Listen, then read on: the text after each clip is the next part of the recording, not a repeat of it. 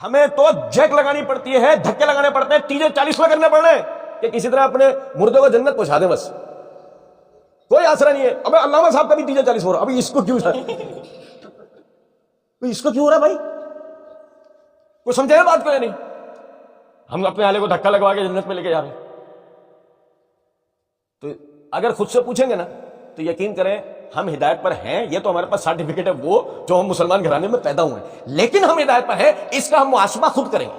کبھی اکیلے میں بیٹھ کر اللہ کی کتاب کو سامنے رکھیں، یا جو اب تک، چلو اللہ کی کتاب کو تو رکھنا سامنے، لیکن اب تک جو ہدایتیں اسلام کی پتہ لگ گئی ہیں اس کو ذہن کے اندر لے کے آئے اور اپنے آپ سے پوچھیں کیا میں اس کے اوپر عمل کر رہا ہوں؟ اگر کر رہا ہوں تو ہدایت پر ہوں گا، اگر نہیں تو ہدایت مجھ تک تو پہنچی ہے، میں ہدایت پر نہیں ہوں۔ تو پھر نتیجہ کیا؟ اللہ نے فرمایا فَأُولَٰئِكَ هُمُ الْخَاسِرُونَ، پھر جو گمراہ ہوئے وہی نقصان اٹھانے والے ہیں۔ اب آپ کو جو بھی نقصان ہو رہا ہے آپ دین کو تھوڑی کوس سکتے ہیں، آپ اللہ رسول کے اوپر تھوڑی کوئی عیب لگا سکتے ہیں، آپ کو تو جو عیب لگانا ہے اپنے آپ پر لگائیں۔ بھائی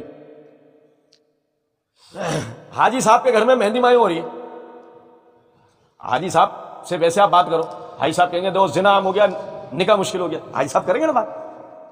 کریں گے نہیں کریں گے بات؟ اب حاجی صاحب کے گھر میں مہندی مائی ہو رہی ہے، اب حاجی صاحب سن کہا حاجی صاحب یہ نکاح مہنگا آپ لوگوں کی وجہ سے تو ہو رہا، اس کا تو یہ تو ختم کرواؤ، یہ کیوں ہو رہا ہے؟ حاجی صاحب ارے یار اب وہی والی بات ہے، آپ بچے کہہ رہے ہیں ہماری خوشی اس کو تو پورا ہونے دو، جیسے کہ اللہ میں ان پہ میزائل آ کے گر رہا، فلسطین میں رہتے ہیں وہ،